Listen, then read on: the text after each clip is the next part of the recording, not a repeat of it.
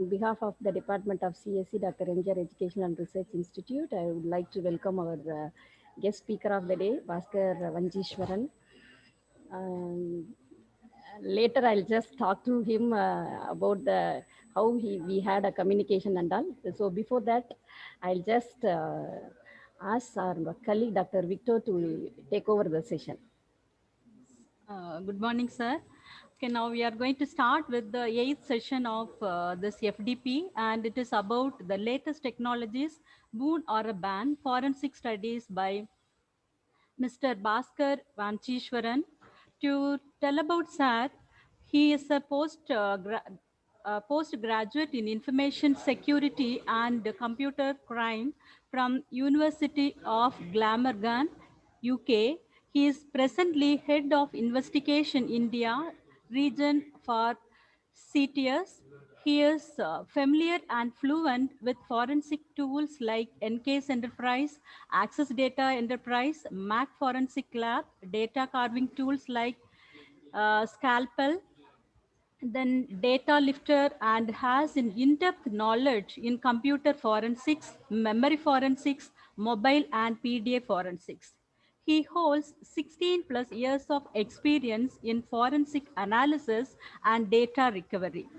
SAR is an active member of British Computer Society, International Information System Forensics Association, Association of Certified Fraud Examiners, High-Tech Crime and Investigation Association, American Society for Industrial Security, and Association of Computer Machinery.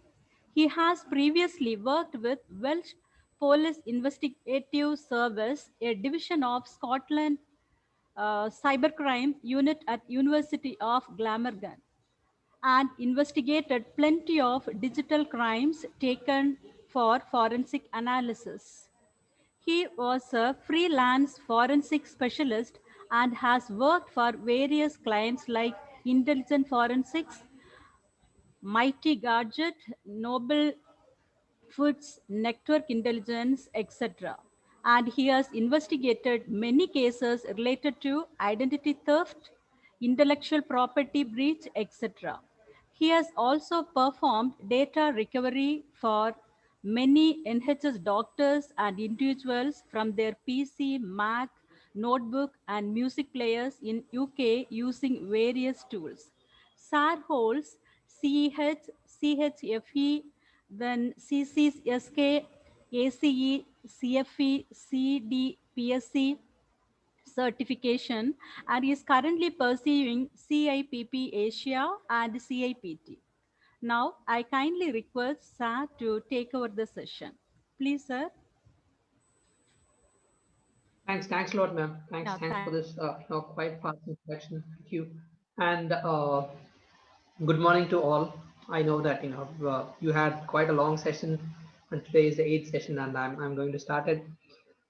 So let's keep this session more interactive. So as I say that all these sessions we are just going to share the knowledge. So by end of the session, I would close my session with the belief and comfort that I learned something from you people, and in return I think you also would be learning some, uh, if not many, at least some from my session. So let's keep this more interactive.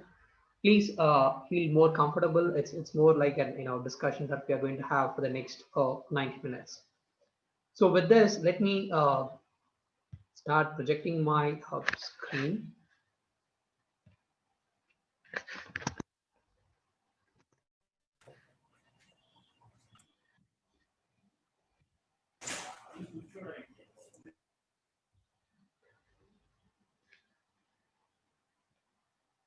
Right. I hope everyone can see my screen now. Yes, sir. You can proceed now. Okay. Great. So let's speak about something, latest technologies. Okay. What do you say is latest technologies? What do you think is actually a latest technology?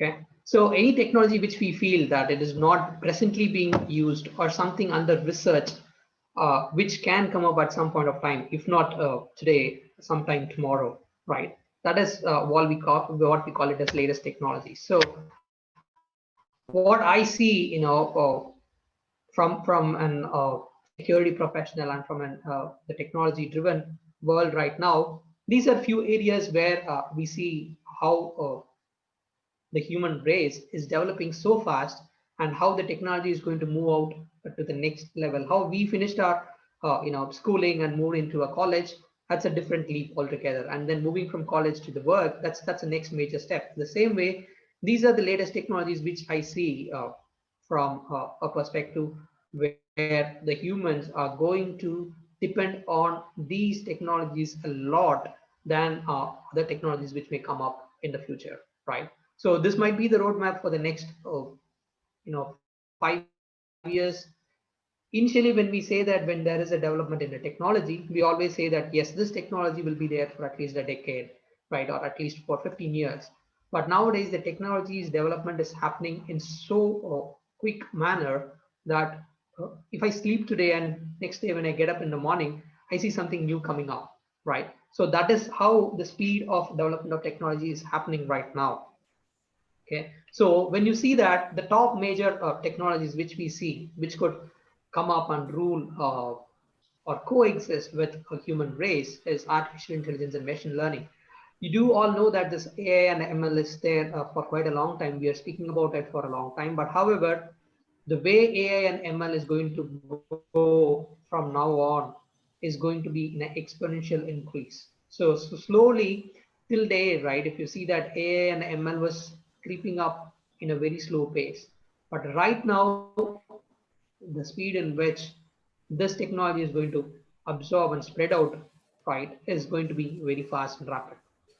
Robotic process automation, that's the next one, which is a very interesting technology that is coming in. Edge computing.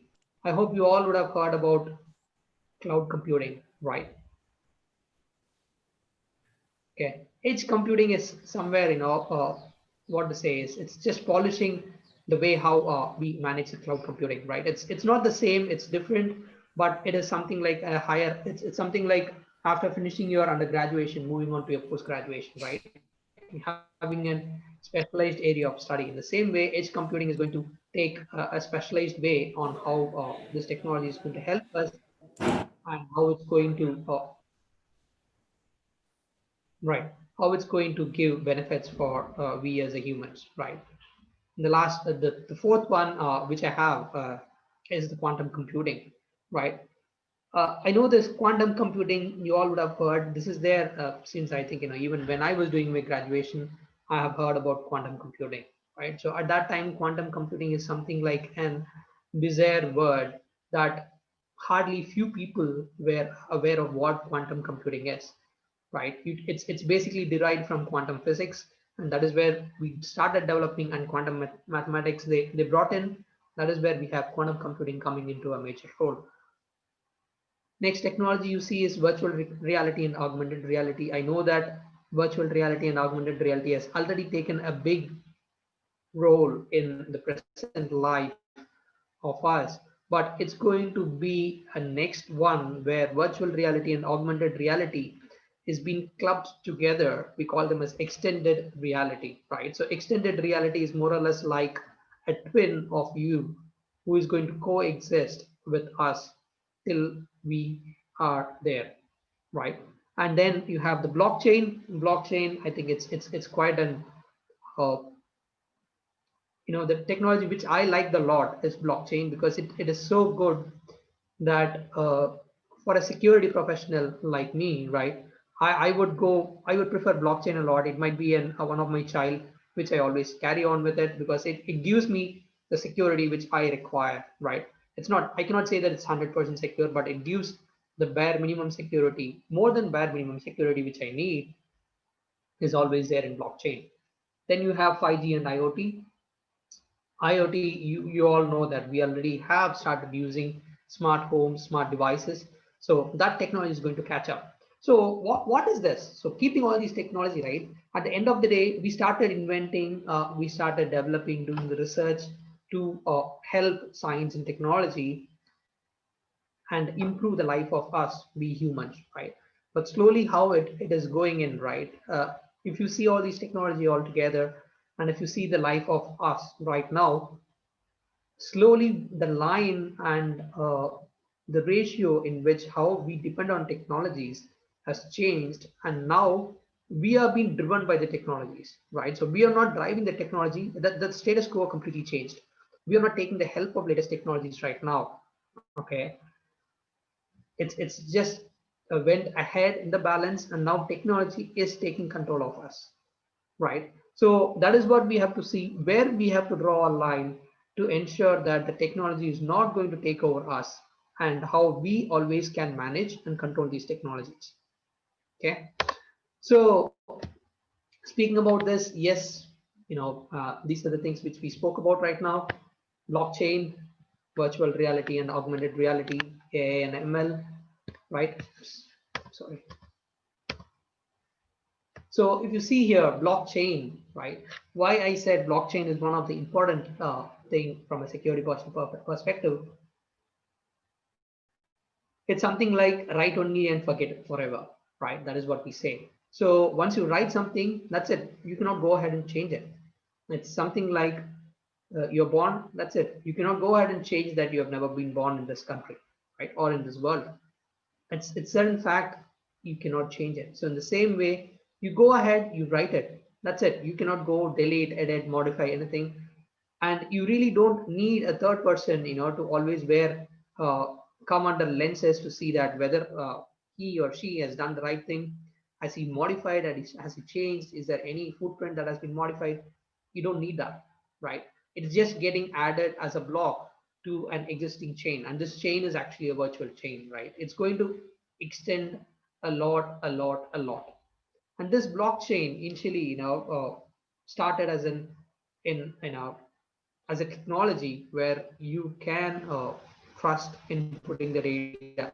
That is one of the important thing which we are seeing here. As the technology developed, right, the way we started handling the data has completely changed. I hardly see any hard copies of books, lectures, notes that is being maintained right now, because we all go ahead with everything can be so digital, right? We had a phone 10 years ago. Now we are into smartphones, right? And smartphone is more or less equivalent to you, like the understanding you had in smartphones, and even you have smartphones coming up with 512 GB of storage space, which is actually an good worth storage space you have, right? And you move everything into this digital world. At the end of the day, if you ask it, right, can I have your birth certificate? You will say, okay, let me see. If your phone is not working, you're gone, right? That is where we end up. So in blockchain, you put it, you forget it, right? And you'll be so happy, and you don't want to bother that will someone go ahead and change my data? Will someone go ahead and modify the information which I have put in? It can never happen. And you really don't need someone to go ahead and identify all these things. It's why, because the way we handle the data in digitally is drastically increased, right? So earlier, it's a small chunk of data is what we used to store. Now we are storing huge amount of data. So analyzing and reviewing such data, it's a big data, it's huge data. It's going to take years for someone to do a review and come back and say that. And by the time someone is going to review it, whatever they reviewed first on the third day or fourth day, eventually they'll forget, right? So that is where in blockchain technology you see that put it, forget it, don't worry, no one has to review it. So that gives a big confidence for you, right? And because of this peculiar, unique feature of blockchain, it has been vastly used in various technologies, various domains right now, starting from your cryptocurrencies. That is where it started. You see all those medical records that is going digital. You see all banking and financial transactions going in digital, right? And they do completely, forget the range on how it can be done in setting up a database, having someone to moderate it, having someone to manage it, having someone to back up it. Is no more required. Blockchain is giving them the hyperledgers, right? So that is going to manage everything for them. We are going to see about this technology more as we go forward, right? And then you come into VR and AR. So the statistics say that VR immerses the user in an environment and it enhances their environment. So it's going to virtually show you, that you are existing in that place. Earlier, if you want to go to you know, an, on a vacation, if you want to go to some unique place, or you want to go to Niagara Falls, now it's not really required, especially due to this lockdown, right? If you still want to go to Niagara Falls, you have the VR experience. You put in, you see it, you feel you are standing in the wall. Virtually, you are standing there. You are there in the falls, right? So that gives your brain, your mind, an a piece of satisfaction that you have actually visited it, though you haven't, right? And what they see is around 14 million devices were sold in 2019 alone. Just it's a drastic increase compared to what VR and AR devices were sold in 2018. 2018 was hardly 2 million and became 40 million. We see that it's going to exponentially increase in the coming years, right? And the global AR and VR markets, if you see that, it's expected to grow around 209.2 billion by 2022. That is where we stand, right? Same figures I've given it for AI market. So it's going to increase worth 190 billion by 2025, where they're going to spend more on cognitive and AI systems, processing over 57 billion in 2021. Coming to this quantum computing. So quantum computing, the best thing here is its advantage is the quantum phenomena like superposition and the quantum entanglement. So one uh, a real-time quick example and the best usage of quantum computing is the latest pandemic, right? You all know that how COVID has turned the lives of people across the world, right? And it's if you see it in the history of medical science, it takes an average of 3 years for you to identify, test, and come up with a vaccine. The way right now we are able to do it, thanks to quantum computing. Quantum computing has played a big help. So this is where I say this technology is really the best and a beneficial technology for us as humans, right? It ensured you don't want to wait for 3 long years, right? It made things happen in the period of 8 months, which is a drastic development that we have, right? Same way, the next place where quantum computing is being widely used is in the banking and finance sectors. With the increased number of transactions that is happening, managing the credit risk of high frequency trading, identify what fraudulent trading is happening, it is magic that you're going to see it. That is why banking is deeply dependent on this quantum computing right now. 5G and IoT, yes, we all have smart homes, smart devices. The only thing we have is the technology in which it has to work on. See how the technology has developed, right? So all these conferences, we prefer to go do it in person, right? So we never had virtual conferences. Though it was happening, it was happening once in a blue moon here and there. But now we are deeply dependent on this technology. If the one more or less like worse than Earth going to stop spinning, right? Even you, we are in a position that we cannot live without it, right? It is not that we have to live. It's changing your life that we have to live for the technology. That is how we are going in. And you see the edge computing, as I said, one of the problem right now, as I said, a lot of data is getting moved in digitally, right? And we are moving on to storing this data in cloud. Slowly and eventually, whatever the bandwidth we have, we will have a latency issue at some point of time. If not today, sometime tomorrow. So to bypass these latency issues is where edge computing is being brought in. So that is the next technology which they are bringing in, and it's expected to reach around $6.70 billion by 2022, right? So this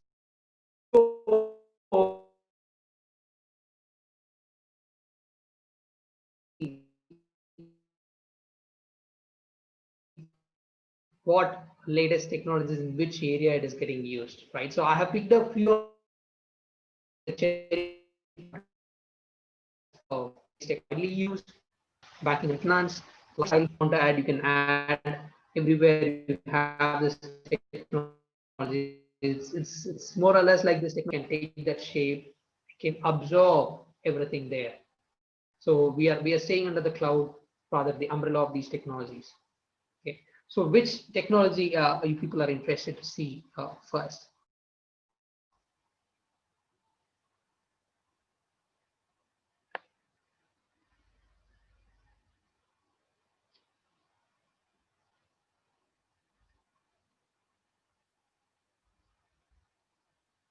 We have close to 116 people. Okay, since I'm not getting a response, probably I take that. Let's start with healthcare. That is one healthcare, right? I think we got some chat messages. Okay, learning and technology. Fine. Then let me go to learning and technology.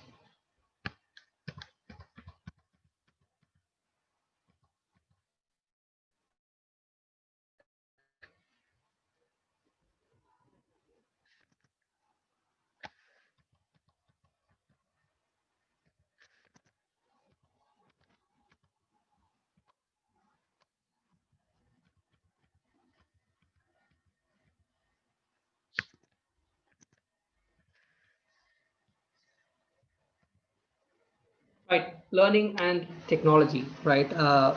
Going on with a suggestion given by one of the participants, just starting with learning and technology. So these are the things what we do in the learning field, right?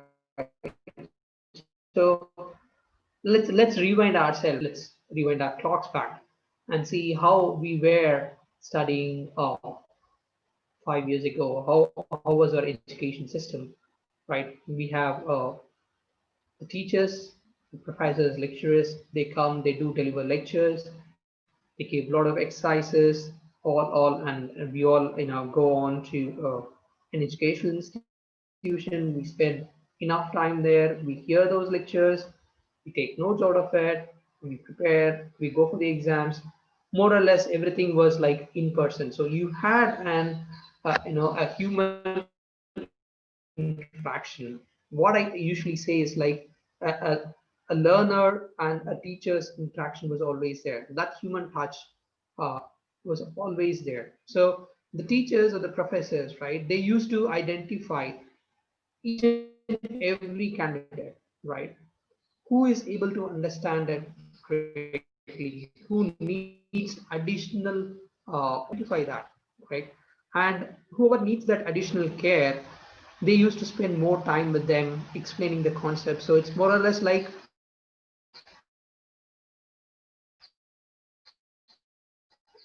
I'm there, you're there, right? So they taught us so much, they took so much of time, they identified what is the strength and what is the weakness of their individual candidates, and they tried to focus more and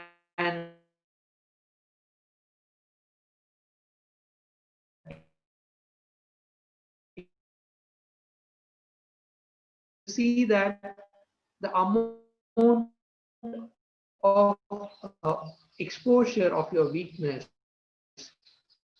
is very less. It's zero, right? They want none of their candidates in any ensure that he's moving which they and change yourself, right? To learn and come back and coexist with these technologies. So that is where we had. But right now, slowly you see the teachers to do a digital class. So still we go to the same educational institution. However, the method of delivery of these classes changed from a blackboard and from an chalk moved on with digital classes, right? And now this pandemic completely changed everything around. So upside down. So we thought like, the technology is going to go and sit from a remote place overseas, right? Common place is not going to happen, but the family. So what we should see in the next 520 itself, right? So that is one of the good thing in this technology. But other thing on the other side, if you see it, that teacher student touch, the human interaction, that is actually missing, correct? We always say that a student who is into the teaching, who is into the learning phase, when he goes to an institution, right, 30% is what he's learning, 40% is close because of the interaction, the physical interaction he has with his teacher, right? The teacher knows, teacher gives the plus, teacher tells the minus, teacher is also able to assess the candidate so easily. They were able to give the right feedbacks at the right time, give you a hand, pull you up whenever you are down. So that interaction is actually the one which is missing. So that is one of the big challenge that you have in the teaching and learning side of it, where technology benefits. So I shouldn't say that it's not at all beneficial, but the main benefit which you need is actually not happening. Okay. So what happens when we start focusing more on these digital technologies? We started more usage of these cloud database as a service, cyber crime as a service, right? And you have enhanced way of learning. It's why because you have advanced data mining that is coming in, and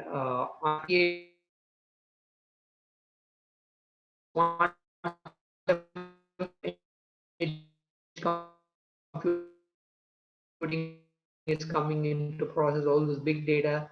It makes teaching more fun, which with a vast knowledge and vast amount of information that is going to be available, you don't have any limit, right? So after reading 10 or 12 books, still you feel that you haven't read anything. You search for it. So the end, what happens is it increases your learning capacity, but at the same way, it makes you to forget where you have to draw that line. Yes, it is done, it is enough. Beyond this, it's not really required. So we are actually over consuming this technology by learning a lot and learning a lot. And we always say that too much of anything is good for nothing. At the end, you the basics, right? And this is where real collaboration is required. An era of machines, have to understand, we have to coexist. So the trees, all those living beings, we started to coexist with it. So we allowed them to be in their space. We started utilizing our space. But now it is the place where we have to gear up ourselves to coexist with these machines which we have created, right? So learning, digital learning, digital library, this is what I said. A few years ago, yes, if you want to learn something, you have to go to the libraries, read through the books. You have separate areas where you sit there, you take notes of it, you take photocopies. Now it's no more required. I feel like existence of library itself is not known to the present people, right? If you are going to say to your son or to your nephew or niece that we used to go to the library, they're going to ask you in the coming year, what is library, right? You won't even know the place. Yes, there is something called library, sit and read. It's going to completely vanish away because of this technology. You have everything available on digital, right? And books versus ebooks. It's a funny fact that as per Q2 2020, right, it's only 22% of books are being printed as hard copies. inclusive of all print medias. When I say all print medias, that includes your magazines, non-technical books. I'm not including your newspapers here. It's just the magazines which is getting printed. Everything, 22%. So what happens here? Development of the technology. You have everything as ebooks. Everything is available on your fingertip. But at the same time, we are not understanding it. A complete business, it's completely going on a standstill. Printing is completely coming down, right? You have earnings that is coming in. You have economy that is also being, they also pump into the economy. But the thing is, they have to find something different to go for their survival. So that is also there. So where we have to draw a line here.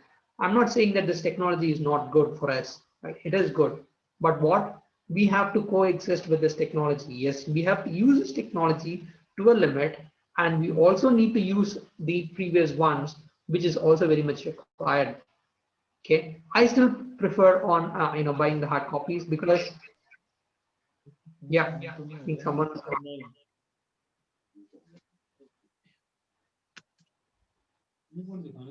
Sorry, I think someone had any question.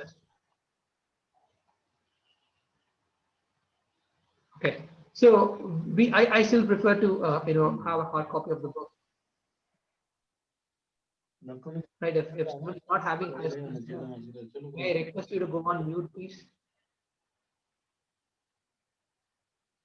Yeah, you can continue, sir. Yeah, thank you. Thanks. So we still prefer, rather, I personally prefer in going on buying the hard copies because it's really fun to read them. Even at night, if you want to read, you can read for some time, but it's not advisable as a health reason that to read these ebooks before you go for sleep. That is always there. And whenever I want to refer something, right, I can go ahead, quickly turn the pages and identify that. Here, I have to go ahead, see where the book is, scroll through it, get the details into it, which is completely different, right? So that is where we have to take a call. It's we as an individual, we have to take a call where we have to draw that line.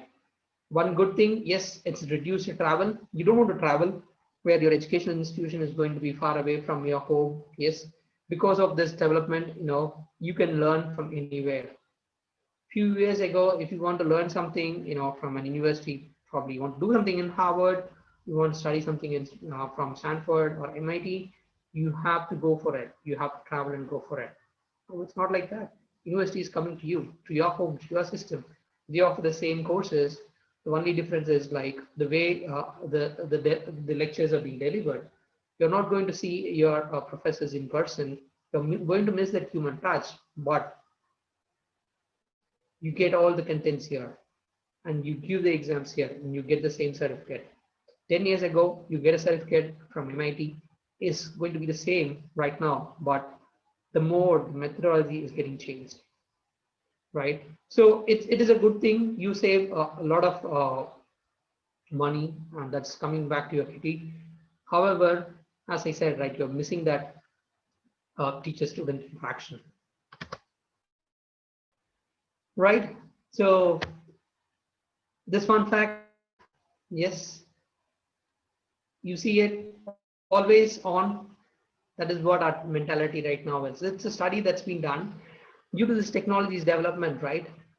When we go forward with furthermore slides, we will see about it. We are going to be like, if we have to outsmart these man-made robots, we have to work, I think, 24, 25 hours a day, even an hour extra we have to borrow from someone. We have to outsmart, we have to be on. So that is where we can also machines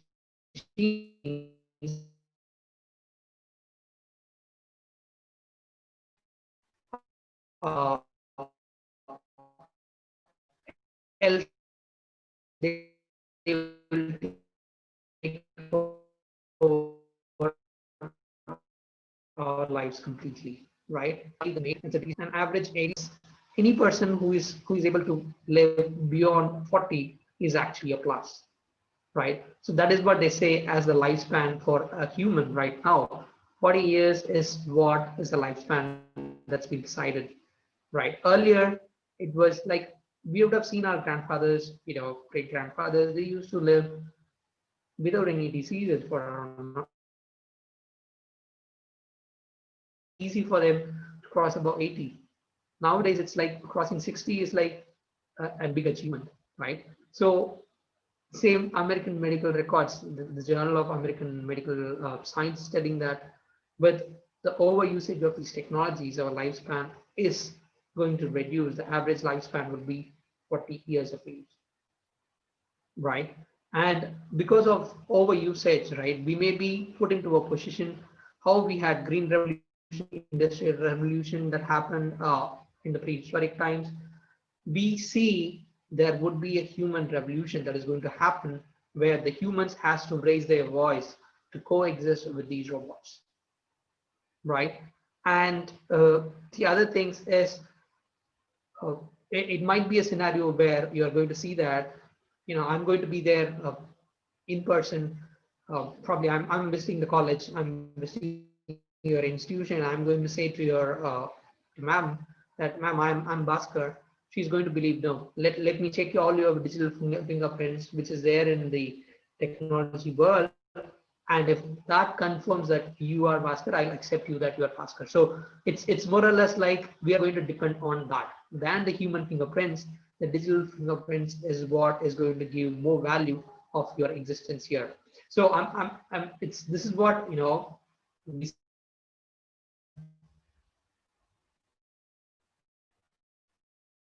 that the extreme use of any technology. Sorry, sir. Your voice is getting break somehow. Right. So I'm not telling that this is what. Okay. Is it better now? Yeah, okay, sir. Continue. Yeah. Sorry. Right. So I'm not telling that this is what is going to happen. It is something like, it's a red flag, that we have to think about it. Else this would happen. See, it would happen at one someday, but at least we can try to push that day as far as we can rather than having it done at the earliest. Right. Right. So social media in learning, right? Medical implications, as I said, the study says that you have a lot of people suffering from psychological disorders because of overusage of social media. Social media was brought in just to have a virtual connect. That missing human touch should be taken away. That is why we started it. Now it has created a huge increase in psychological disorders among us, right? The next thing is nomophobia. Have you all heard about nomophobia anywhere?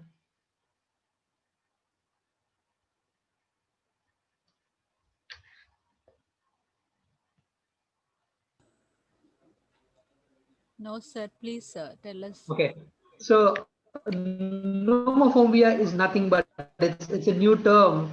Rather, we are hearing it as a new term, but it's existing since 2000, more than 15, 20 years ago. It's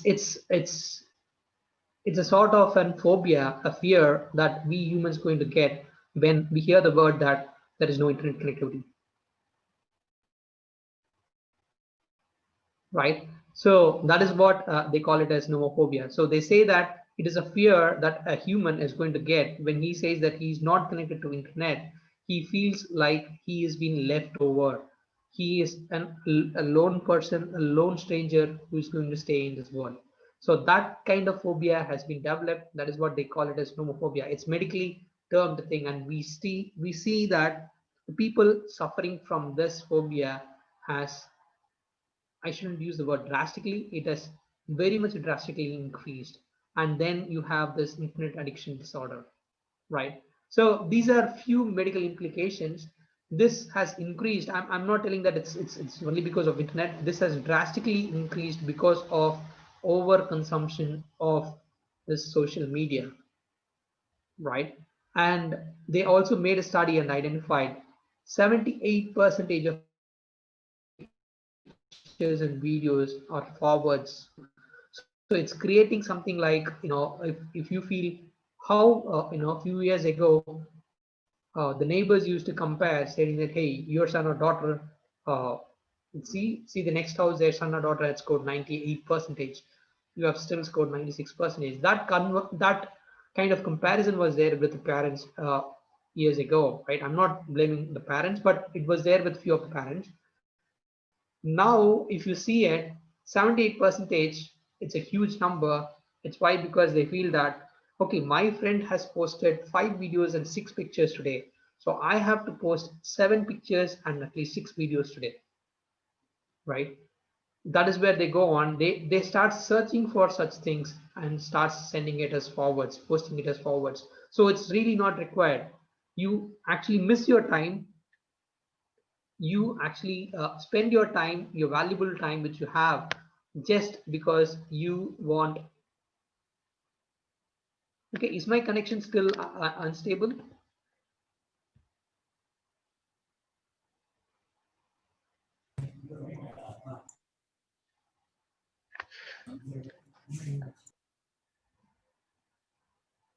No, is my connection still unstable? Yeah, you can continue, sir. Okay, fine. So that is what we have, as an impact because of this technology, an increased usage of blogging. So blogging is nothing but all these video messages, but which everyone is going to post, and blogs which they are creating over the videos, right? It is creating an impact on society, and 60% of blogs which we see are non-informational, right? And increased digital tracks and fingerprints. We all forget, just to correlate, if you people see that few years ago when we go as a family on a train, right, in the train for a journey, we could see people starting conversations with their co-passengers, right? Slowly that conversation will go in such a way that they'll start sharing few information about each other, about their families, about the things what they are doing. We never thought that that would be a privacy issue. It's why? Because we never thought that co-passenger is going to do some harm because of you sharing your sensitive information. But now, these digital fingerprints that has been given, we have privacy as a big question, right? We don't know what they're going to use it. Ease of tracking. So it's more or less like, now we investigators, we are like digital astrologers, right? If I have to see something about any person, the first thing what I do is I go ahead and do a profiling of them in social media. How much they are present in social media, what they are doing it. With that, I build a timeline, right? I see that this is their habit. How on 24 hours a day, this is what X as a person is doing it. So I become an astrologer. I can predict, I can see, whether this person will do certain kind of activity or he will not be doing certain kind of activity, right? So it also gives me, a presence that initial days when you see if someone is applying for a job vacancy, right? We just go through their profile, resume, which they're going to send in. But nowadays, the resume which you're going to send in, we are not going to pay heed to it, right? It's such a strong word we are using, because we do a complete analysis of you before we touch your resume. If we feel that the analysis which we make, if we feel the analysis which we make is not giving a positive sign for us about that candidate, we are not even going to see their profile, nor we are going to call them and continue our process of recruiting someone. So the way we recruit, the way we absorb people is also there, right? So these are few implications we always see in learning.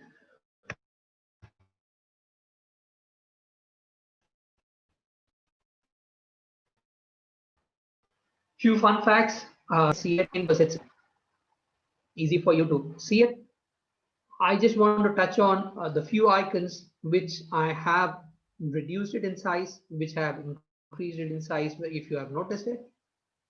The one which is reduced, if you notice, it is in, that is LinkedIn, because the time spent is just 17 minutes a day. LinkedIn is something, if you're not aware, it's a professional networking where 90 to 95 percentage of information shared or something related to your profession, to your education, to your learning.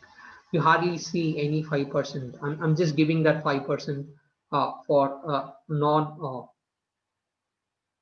or non-educational purpose. So that is where we see people have to spend time more, but on contrary, I see only 17 minutes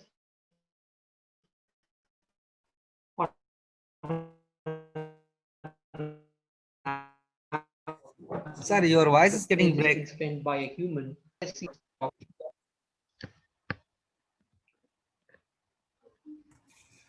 Okay, just give me 1 minute, please. Yeah, please, sir.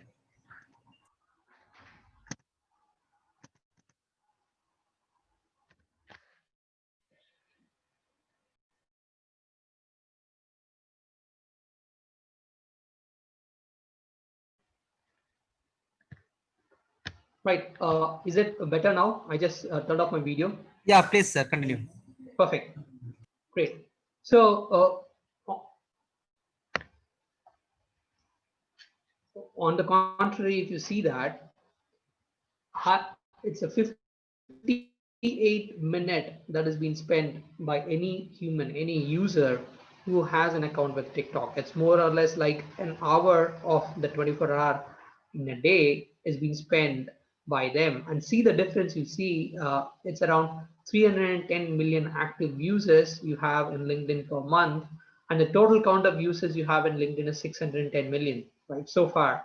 But you see 800 million users are there in TikTok per month who are so active, and close to 1 hour is being utilized by them. On the contrary, you see the time spent on YouTube, right? It's 500 million hours of video is being consumed in YouTube per day with 2 billion monthly active users, right? And same time, when you go to your WhatsApp and your Facebook, I club both of them together. It's because both being managed by, it's coming under the same organization. The number shows you everything, right? So how we are using this technology, that is where I say, I used to say the same words again and again. Technology is there. We are not saying that technology is bad for us. Okay, whatever is there as a technology, it is always going to make our lives easier and simple. That is why we bring in these technology. But we cannot blame this technology, right? It is we humans who has an extra sixth sense to decide and think how I have to utilize this, right? That is the first question we have to put to ourselves. I'm not telling that don't spend time on Facebook, don't see any videos on YouTube. No, you are the person, the right person to judge and take control of your life, right? You manage it. You see where I need the technology. Where you want to use the ebooks, you use it. Where you have to visit the library, you visit the library, right? Which you feel can be done remotely from your home, do it from your home. Which you feel it has to be in an institution, it has to be in a place where I can do it much better, and go and do it there. I cannot do a chemistry experiment, a lab experiment at home. The right place for me to do it is the institution, right? I can do a computer lab experiment at home, but it doesn't matter whether I'm doing it at the institution or at home. But something I need more resources, more power, more things to be consuming. It is always better go there and do it. Don't hesitate. Don't take over advantage of the technology at any point of time. That is where we lose our own importance here, right? That is where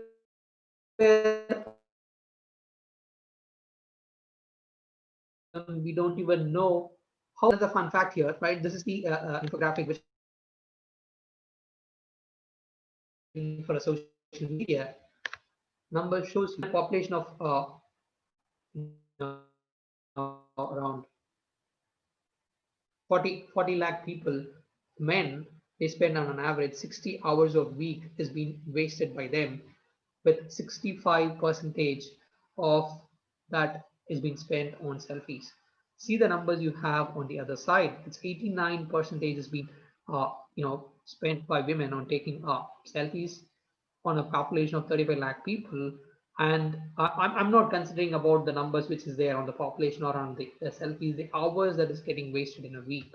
We waste 80 hours in a week. That's more or less like we are wasting 3 days of 7 day week. So effective usage is 4 days. The other good things, yes, because of the social media, what actually has happened, we have identified 57% have effectively utilized to do something constructive. I think that has given a lot of, especially we see the next number is giving you 23% of increase we have seen in women from Asia to utilize this technology and start something on their own, right? The people, this another change which technology will bring. Back in years, I'm not telling it as history, back in dependent on men. That was something like a dominated society. So we right now we feel like both have to be treated. Yes, both are humans and they have to have equal rights. That is what we need. And slowly we see that this technology is helping them a lot to start and do something on their own on a constructive way, right? On the other side, if you see that the amount and the percentage of people from men in Asia trying to use this technology to do something constructive is less than what women are doing right now. Okay, and you have a huge revenue that has been generated because of this social media in the Americas alone, and you have 600K new users they're getting added to social media accounts in a day across the globe, right? So these are few facts, and sorry, this slide, I didn't mean to say anything or hurt anything, but as girls, boys, women, and men with an age group I've given, you see the numbers on three main things, which is Facebook, Instagram, and the number shows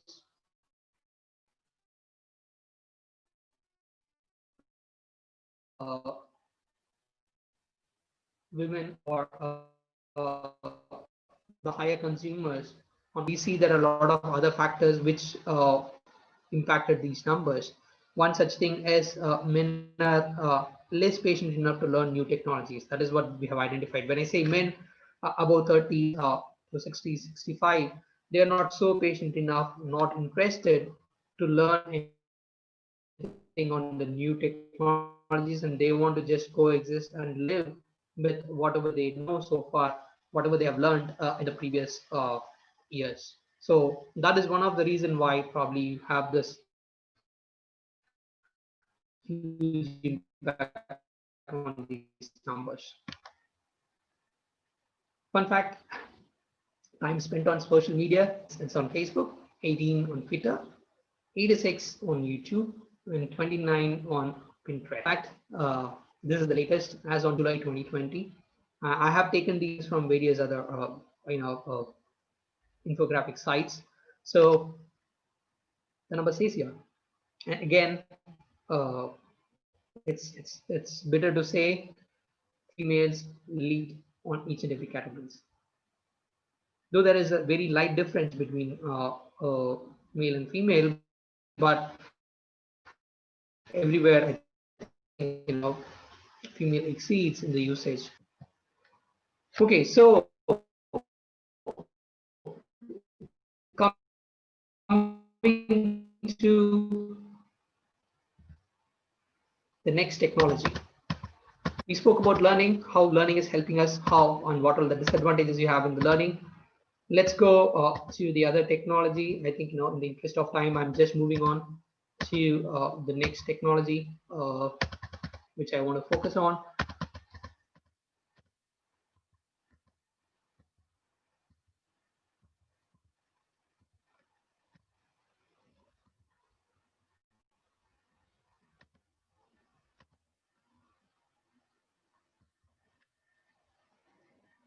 Right, medical and healthcare. Right. Again, we are in the era right now due to this pandemic. So I would always say that is a major timeline we have to remember in our life, because usage of on where we would have used it, we would have 2025 already crossed that, made a very fast marathon. We caught up on what we have to do it in 2025. We have achieved at least half of it in 2025. It's a good thing, but at the same time, that gives to get overtaken because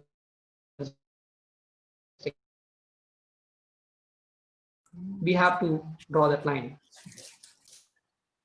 So coming here, yes, smartwatches were there, but after pandemic, the usage of smartwatch has increased, and few features were being brought into the smartwatch: your heartbeats, your pulse rate, your oxygen saturation levels. It's because of the pandemic. Thanks to it, we brought our life in our wrist. So something happens, we are not going to ask our parents or our friends to see, hey, am I running temperature?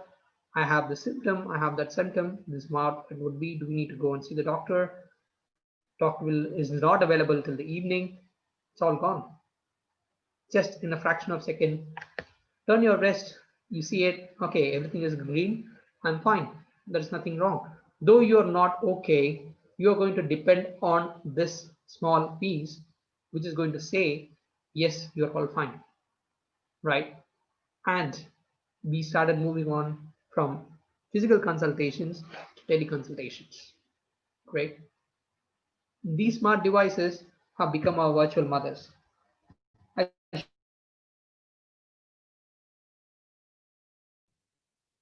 my experience. I gave this virtual mothers because wherever you are, told you Sorry, you your are voice is only your getting mother break, who sir. is always sad for lunch. Now you can't talk against breakfast.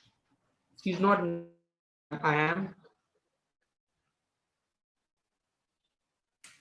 Bhaskar Change my sir. connection.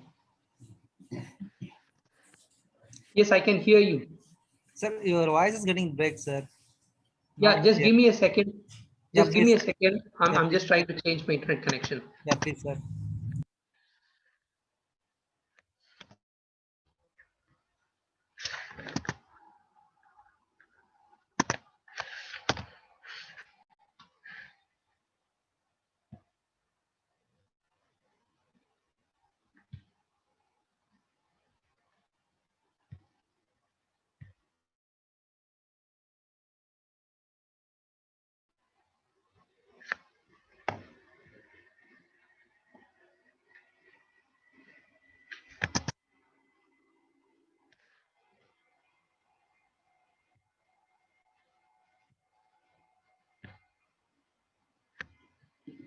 Right. Now can you hear me? Ah, yes, sir. You can continue. Right. Is my voice clear now? Yes, sir. It's better. Perfect. Thank you. Right. So, as I said, right, it's only a mother who is going to remind you all the time. In the same way, we are going to use these smart devices, which is going to coexist with us. That is going to tell what we have to do, how we have to do, and it's going to dictate our time on how we have to manage it. Right. If I have to consume or I have to take some medicines, it is going to remind me take my medicines. I won't be surprised that the next level of this technology would be some small bots that is going to stay with us. It's going to say that you have to take your medicine, and if I'm not going to respond, it's going to slap me, open my mouth, put the medicine, pour the water, and go away. Like how we are going to use it, how we are using our mixer grinders right now, putting the rice or whatever it is, add the water so that it can grind. The bots is going to think us like one such machine, and it is going to do this. That is what I see on the worst scenario of this technology. However, yes, it has made our life simple. Yes, it has reduced our anxiety.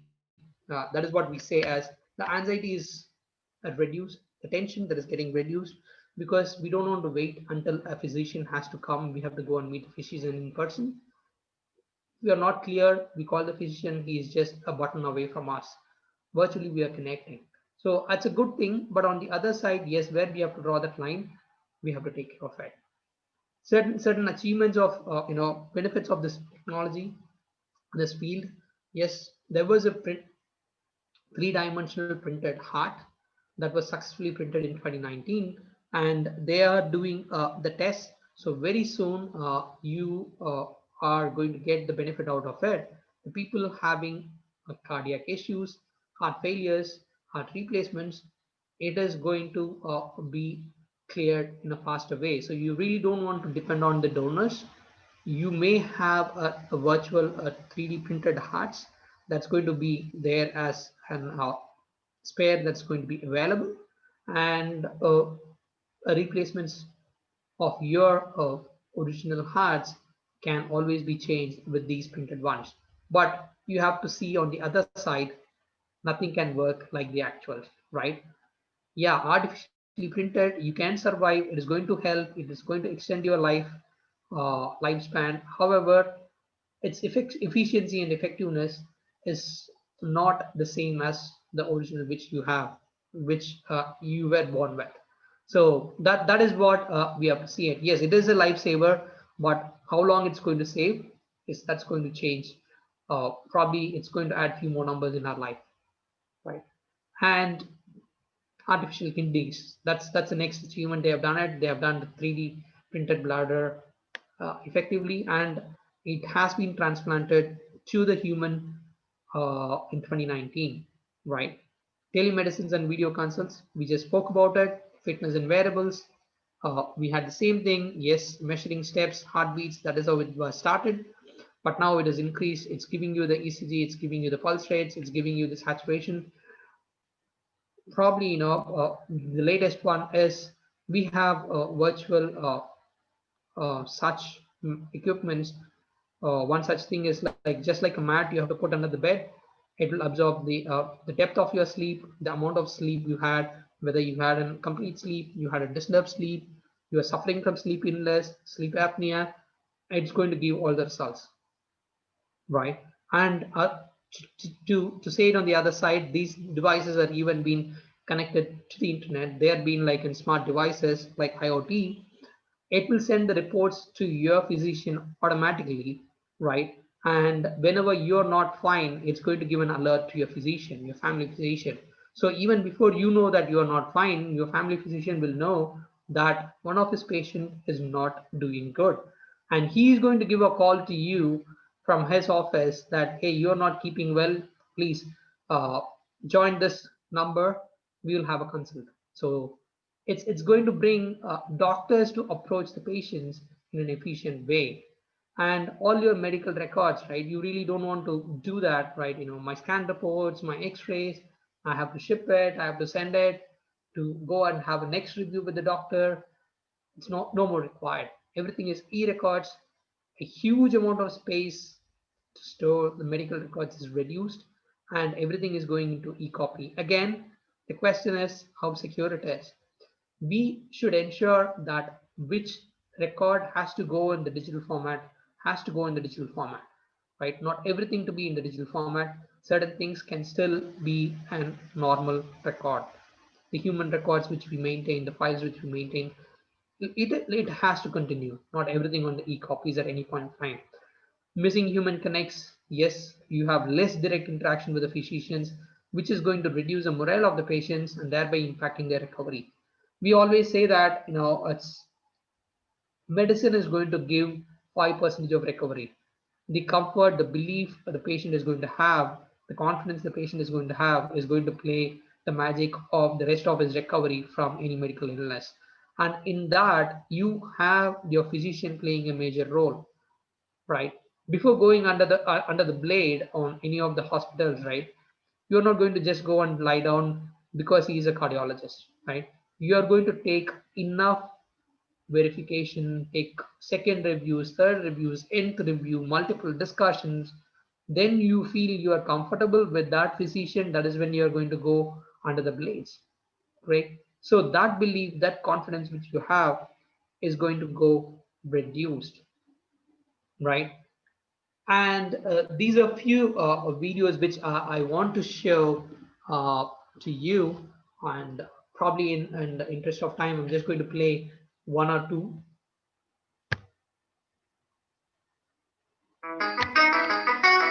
Hope all can hear it.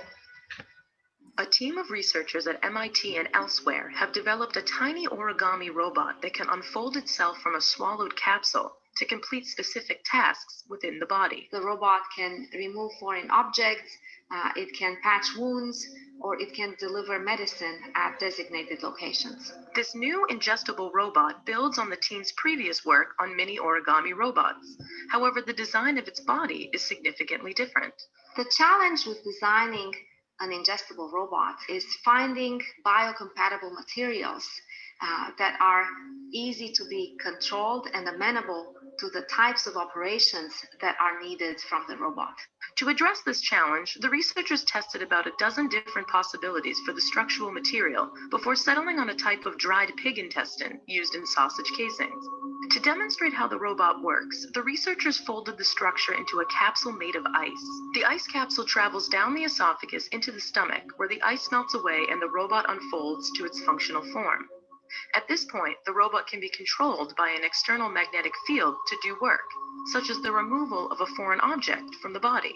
For example, every year, 3,500 swallowed button batteries are reported in the US alone. The tiny batteries are digested normally, but if they come into prolonged contact with the tissue of the esophagus of the stomach, the batteries can burn the tissue and become embedded. Now, using the team's new robot, the battery could be removed without surgery. Once inside the stomach, the robot could be directed to attach to the battery. It could lift the battery from the stomach coating and then eliminate it through the digestive system. Next, we would like to do in vivo experiments. We would also like to add sensors to the robot and redesign the robot so that it's able to control itself without the need of an external magnetic field. Okay, so tell me what is the benefit of this technology and what is the drawback of this technology?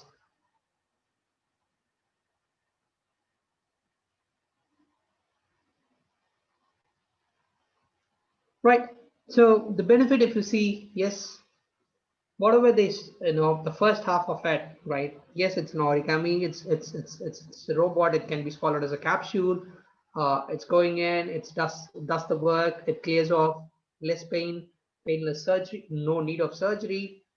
Things are done in no time, right? So you really don't need to go ahead and visit a doctor, hospitalize yourself. You'll be given with few tablets, like how you take right now. You're going to swallow this capsule. It's going to do its work, right? And it can be timed. It can be done in presence of the physician, right? Now the next thing, what it has, right? They're trying to put the intelligence on this tiny structure itself without an intervention of a physician, right? So that is where the challenge here is.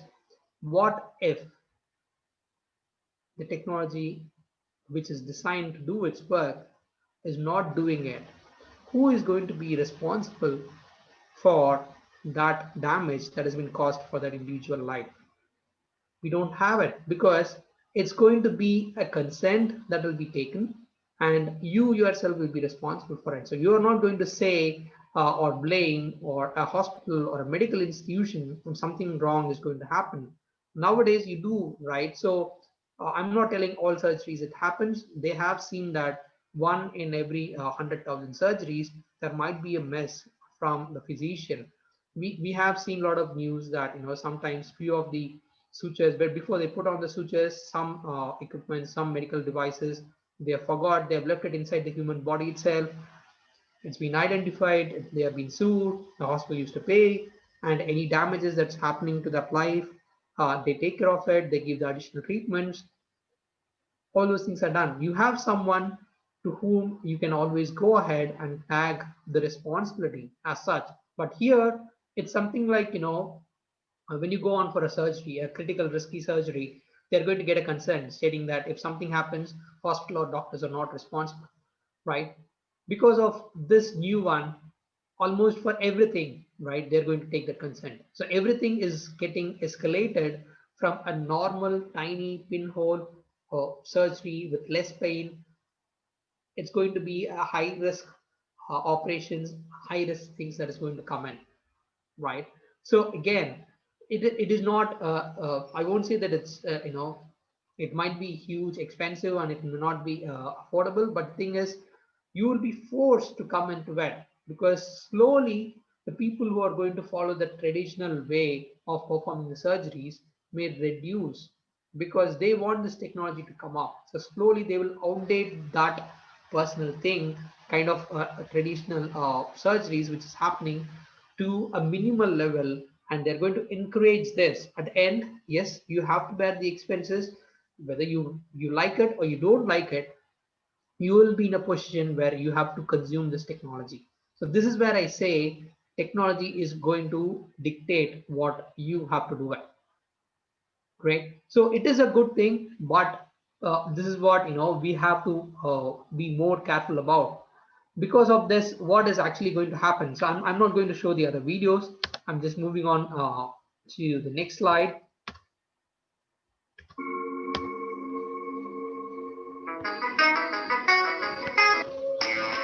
We're here at Straumann to show you just Right. So this is what we see.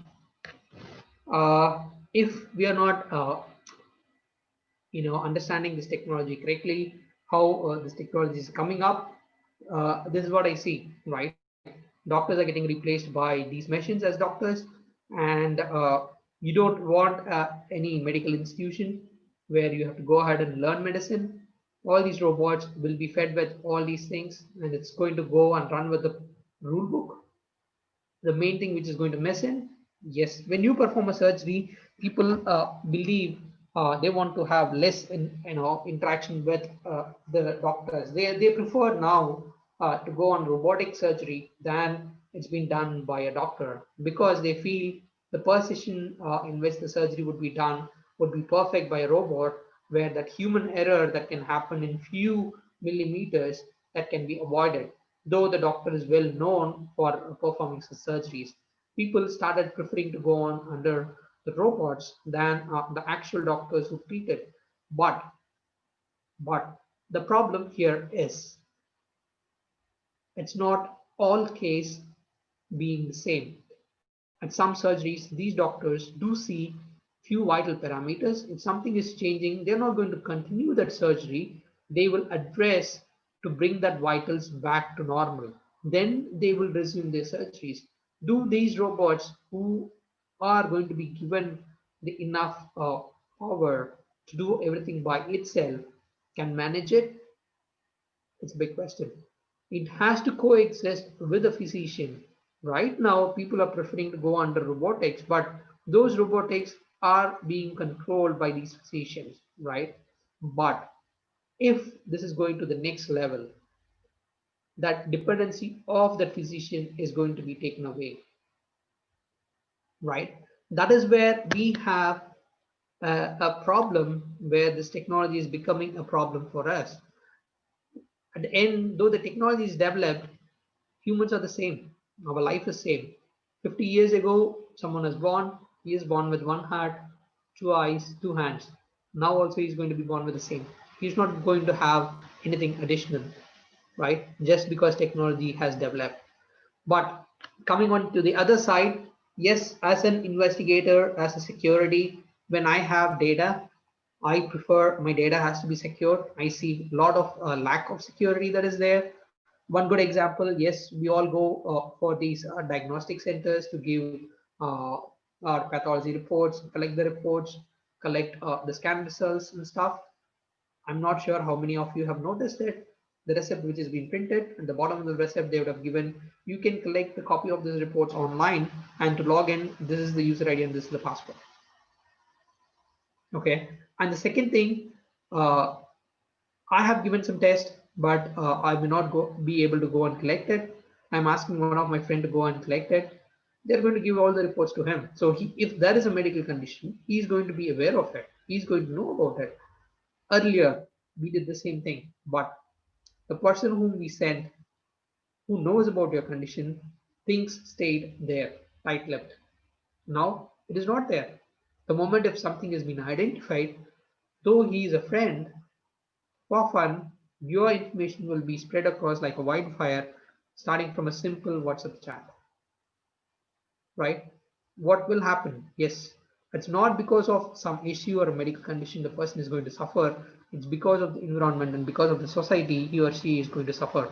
That is what we see as the problem in this technology. In this, what we see is utilize this technology, but bring in enough security. That is what we say. We are not against any improvement in technologies. We want the technology to come, coexist, but at the same time, we have to always make that reality check. Can this technology oversee and overpower us? When we get an answer as yes, what measures we have to put in so that it's always going to go just at least a point below that fear factor. Okay, and with data getting moved into cloud, right, privacy is a big question. You have a lot of privacy laws across various geographies in the world. US itself has multiple privacy laws within various states, right? They have a strict California healthcare law, and they have a HIPAA law that is there for the entire country. I'm just giving America as an example. But in the same way, you see that every geography is different. And at the end of the day, your data is getting stored somewhere in the cloud in a different region altogether, right? As data is stored digitally and wide use of cloud, SOAAS is widely possible. When I say SOAAS, it's security and security as a service is very much required because you don't have enough laws and securities that is available right now, and the privacy law differ from countries, even within the countries, as I said. Another thing, how we can what is the other drawback this technology has brought into us is, if you roll back a few years ago, our life were quite disciplined, right? We had an early up and early go to sleep. Right now, getting up is of a different time, sleeping is of a different time. We don't go with the nature, right? We don't go with the environment. We go on a different tangential thing altogether, saying, why should I? What if I do this? So we made a lifestyle as easy go lifestyle. We took our life for granted. We don't realize that it's quite valuable. We took it for granted, and a lot of new health hazards that is why started creeping up. And with the advancement in these technologies, yes, we were able to identify these health hazards. But the problem here is we are the one who are creating it, and we are depending on the technology to go ahead and identify it. Rather, if we do certain changes to ourselves, yeah, things will come back to normal. It's more or less like you open up a Coke or a Pepsi. The moment you open up, because of the gas, you have a big blow that's coming up. Later it gets settled. Same way, this gets settled. Let's always keep it in a settled way. Let's use the technology, but let's keep it settled the same way. And as I said, can bots be more intelligent, like a smart, like a doctor, or there might be a situation where rather than going for a doctor, you're going to say that, hey, this robot has done 100,000 plus cardiac surgeries in just hardly 15 days or 20 days. It's more trustworthy because so many surgeries it has done. So that is how we are going to measure these bots, which is going to help us. Right. The next thing is on transport and communication. Yes, the developments, you have unmanned aerial vehicles, eco-friendly vehicles, unmanned autonomous vehicles, hyperloop, and interspace. So let's touch this hyperloop and interspace because it is still there. It's still going on. It's quite in an early stage. But unmanned autonomous vehicles, unmanned aerial vehicles is drastically increased. Right. Unmanned autonomous vehicles to help our life and things. A small video on it to show whether it is really safe or it's not safe.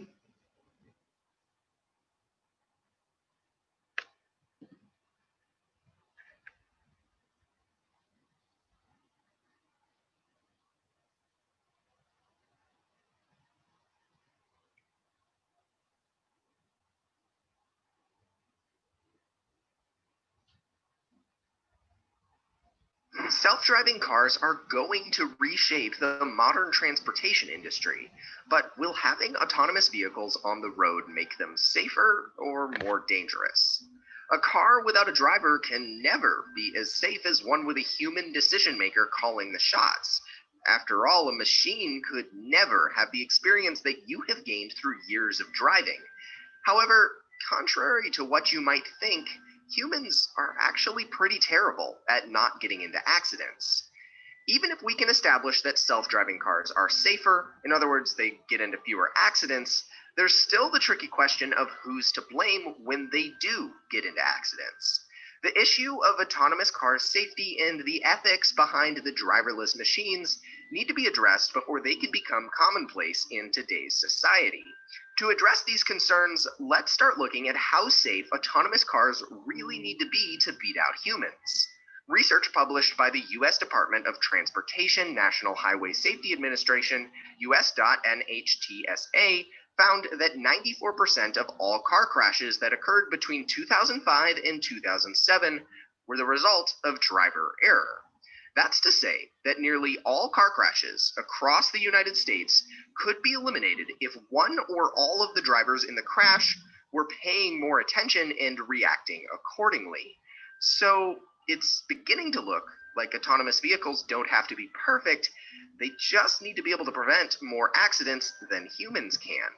Looking into some of the data gathered from the many self-driving car projects across the world, we can begin to get a grasp on how autonomous vehicles are faring. You might remember when Google's autonomous car hit a bus, marking one of a dozen crashes since their project began. While Google's project is obviously still in development, any self-driving crash sparks concerns among the general public. Even after the accidents, however, the track record for self-driving cars remains far better than any human. The difficulty is currently there isn't much data to draw from. Tesla is making great headway as they're making autonomous driving more prominent. Elon Musk, the CEO of Tesla, as you probably know, is admittedly one of the leaders in the autonomous car industry and has said that eventually self-driving cars will be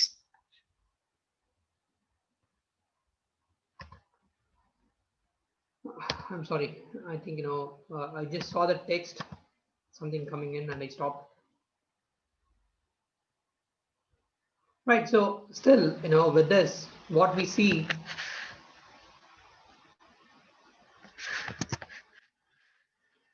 with this video, right? It's just says how we are moving on from a vehicle, a machine which we identified to comfort or transport is changed drastically, so that we are just going to hop in, hop out whenever and wherever it is required without a help of a human, right?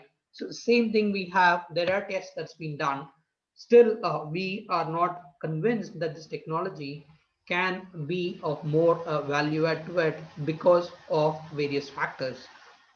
As it's said in the video, the experience that we as a human has, it's not going to be there, right?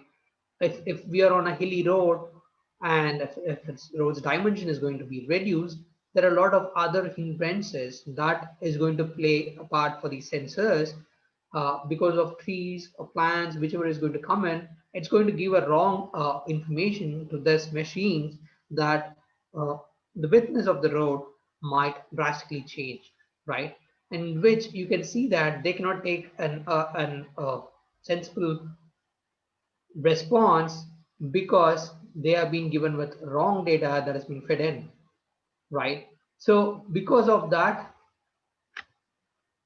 we still see that this autonomous vehicles still need to improve. Though one point which they said the number of accidents is reduced, but whom has to be blamed is where the next thing is coming in, right? So we can use this technology at more effective ways, but still it has to coexist with us. We cannot fully depend on this technology. It should be somewhere like when it is required, you have to take control of it.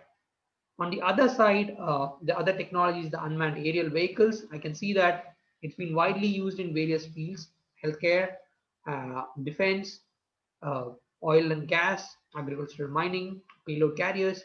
So they are working a lot in these regions. Why? because in these regions is where we see it is very difficult for us to do anything. Earlier days, we have seen a lot of people lost their lives due to mining, due to those lack of oxygen, which is very much required for the human lives to stay. And even if someone is being drowned, we have divers who are going to a depth but not beyond a certain level. So we have all these underwater drones that has come in. We explore a lot with the help of these unmanned aerial vehicles, and there is an advancement that slowly we are going to have a hybrid vehicle. It would behave as a car and also as an air taxi for you with probably hardly an 50 or 100 meters or even 20 meters that is required for your car to take off or to land at any point of time. So it's not something like what we have seen in various movies, animations, that is not real. That can happen at some point of time in the near future, but how we are going to use that is very important, especially on the hyperloop. The speed in which we are going to travel, it's going to change, and because of which there is a study that's been made with an increase in speed, which is going to consume or save a lot of time for you on the travel. They also see what would be the health hazards that is going to come in for the life of humans who is going to take the travel, right? If there is so much of hazard, I do see that if you have to go on an hyperloop travel, again, how in hospitals right now they take the consent, they are going to start taking the consent for your travel also. That something wrong happens, neither the travel company nor the individual managing those travel company would be responsible for your life. So it's more or less like you are going to sign in a lot of consent forms, even for a normal walk which you are going to do it if you are going to step out from your home. So that is what we see there. And few ways, even before this, unmanned aerial vehicles are getting extensively used, especially during this pandemic. We had an effective usage of these UAVs. It helped in sanitizing the places and helping the life and not so many frontline workers and social workers to step out and face this pandemic. It helped a lot. On the other side, on the contrary, yes, it has increased the drug trafficking over international borders and weapon deliveries to prisons. And you have these geographical limitations where you have no-fly zones, because of which few rescues is also getting impacted, and invasion of privacy. These are few concerns we see because of the technology that has come up in UAVs, right? So moving on further, I think I'm just going to hit the time. So this is one of a forensic analysis which we performed on a drone, right? It's an digital camera drone. So this camera drone helped us in identifying certain things. When we do the forensic analysis of a drone, you have to understand that wherever the technology is going to come up, right? Be it an autonomous vehicle, be it an a robot which is being used in the field of medicine, you have to understand that everyone has to run on certain operating system, right? And we see a wide usage of the free operating systems, multiple flavors of Linux which is being used, and in the mobile where we have the iOS and Androids being used, and in few cases Windows are still being used on a variable versions. So that still gives us an hold on all these technologies, because when we start investigating or doing a forensic analysis, it is not something different for us. At the end of the day, the storage medium is one and the same. Might be the way the storage medium is being utilized, the operating systems are getting utilized.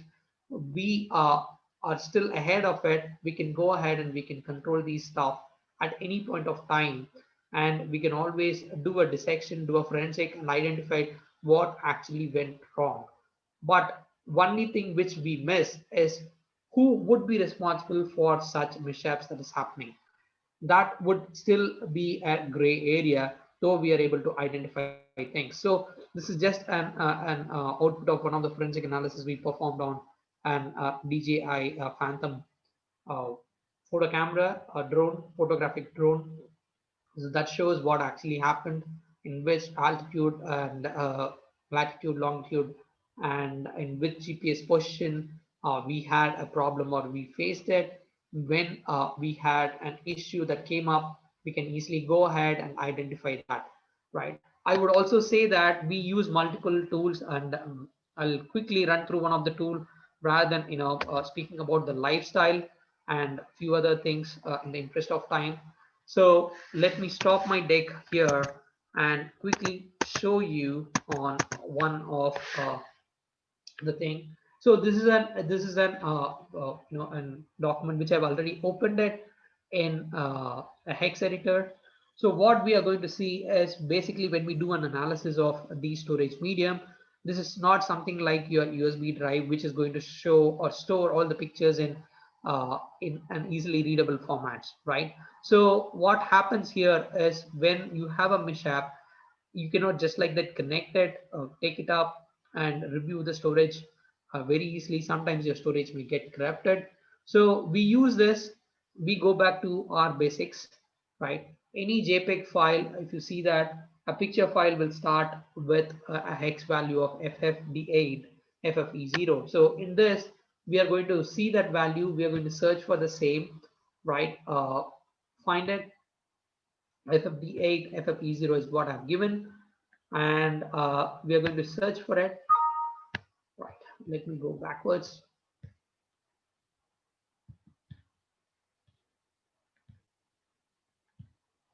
Right, so this shows that there is a picture which is there in this, right? So I can always go ahead. How I can extract this picture is I have to remember this offset value, the starting value of it. So the starting value of this is 1660 under 8. So it's 1668 is my starting offset value, which I will make a note of it.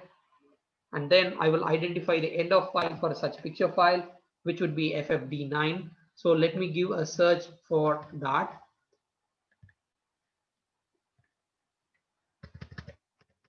And I should ensure to change the direction forward. So this picture is ending up in this particular offset value, which is 443 F. So this is under DE is where it is getting closed.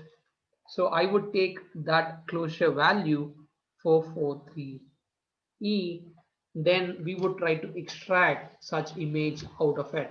So when you try to extract such image out of it, you will go ahead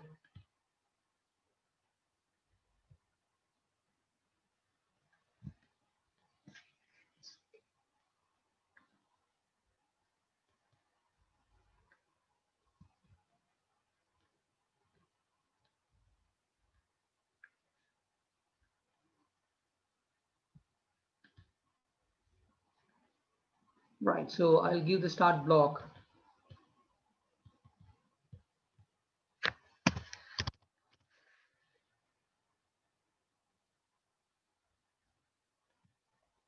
I select it, I copy them, I open a new blank file.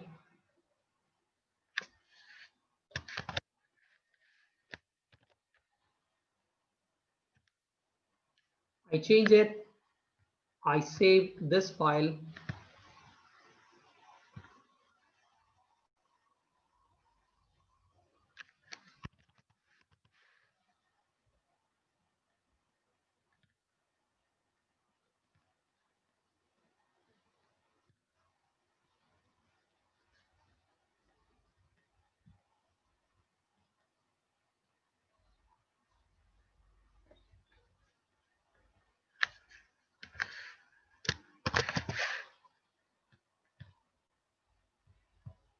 Then if I go to open it,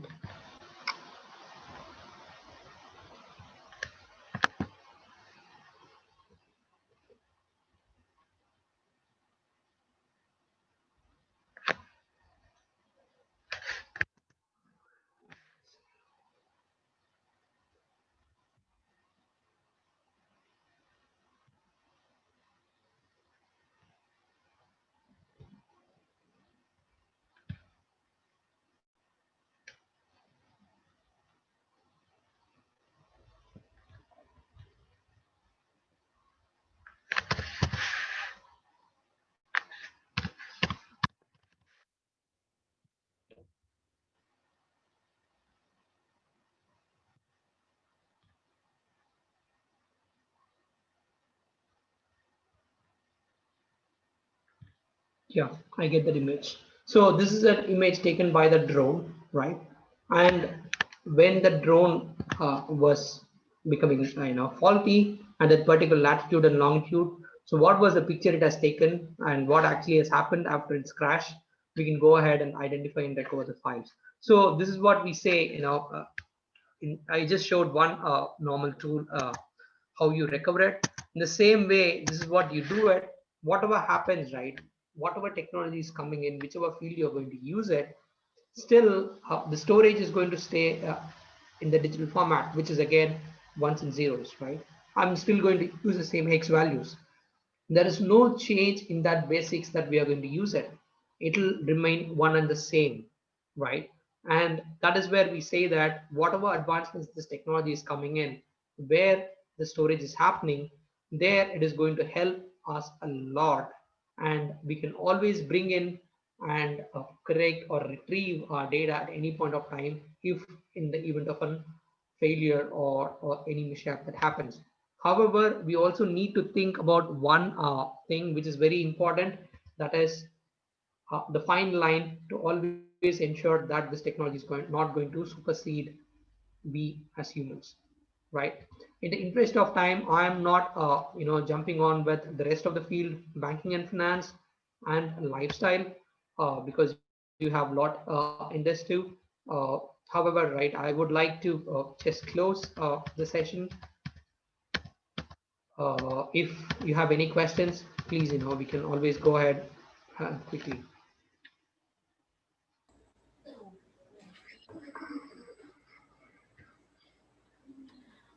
Hello, dear participants. Any questions, please? Hello, sir. There is a question. Which tool you use for forensic? Which tool you used for forensic? Sir, can you stop the presentation first? Yes, sir, you can, sir. Can you unmute your mic? So there are a lot of tools you have which is available, but here to do a forensic on this drone, I use the same normal in case. So it's not something new that I did it. There are applications where you go ahead, still it's a storage medium in the drone. So we go ahead, we do an imaging of that storage which is there in the drone as a raw file. That is the format which always we prefer in forensic, because the raw format can be opened in any forensic tool, and I use the same in-case forensic tool and also Access Data's forensic toolkit. So from where we have extracted that particular file which I showed, I added it to the hex editor, because hex editor is quite easy for me to show it rather than loading the forensic application again. So we opened that file in the hex editor. We identified the hex value of every file. So there is an hex value for each and every file format.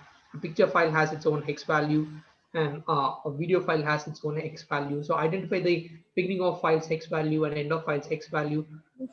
Go ahead and bring it up. So that is why Okay, that is thank why you, sir. we got it. Yeah. Yeah, thank you so much, sir. Okay, so we are coming to the end of today's session. Thank you very much, sir, for the very informative and interesting session. And you have given insight on the latest technologies like edge computing, quantum computing, blockchain, IoT, 5G, and their role in the real life like business, learning, technology, healthcare, and how they have changed our life too, lifestyle too. And the interesting part is you have made it very clear the what is the good and bad of each technology by giving a very clear explanation with lifetime, that is real life examples. For example, you told like in the field of learning. Okay, so now the technology have brought in the foreign universities to our footsteps, and it so happened it is has reduced the cost of learning from the world class experts. And the drawback like the teacher student interaction is missing. Likewise, for everything very clearly you have explained. We are very much thankful to you, sir.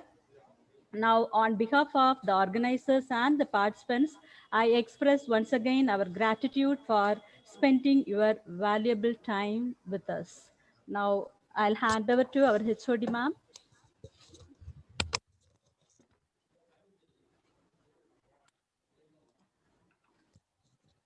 Thank you, Bhaskar. You just made us to learn something new.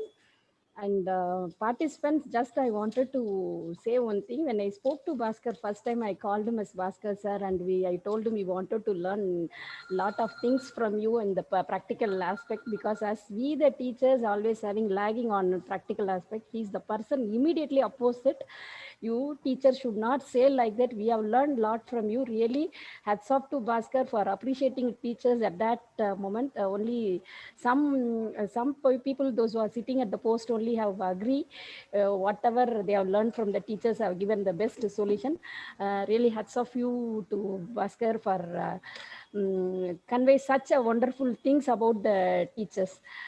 Thank you being the guest speaker for the session. We'll get back to you soon for any future interviews which we are going to have it or arrange it in our department. Thank you for accepting our request. Thanks a lot. Thanks, ma'am. Thanks for inviting me and giving me an opportunity to share the knowledge with everyone. I hope everyone would have learned at least a little bit from this for the last 90 minutes. And as I said, I would again repeat the same thing. Certain things are facts. Yes, statement which you recalled right now on our first conversation. I always say the same thing that is very important, because of these teachers, we all learn about everything. That is how we are able to advance in technology. So it's something very important, whom we always need to uh, keep remembering in our life at any point of time. Thanks a lot for Thank giving me you. this opportunity. Thank Thank you. you for your pricing words. Thank you.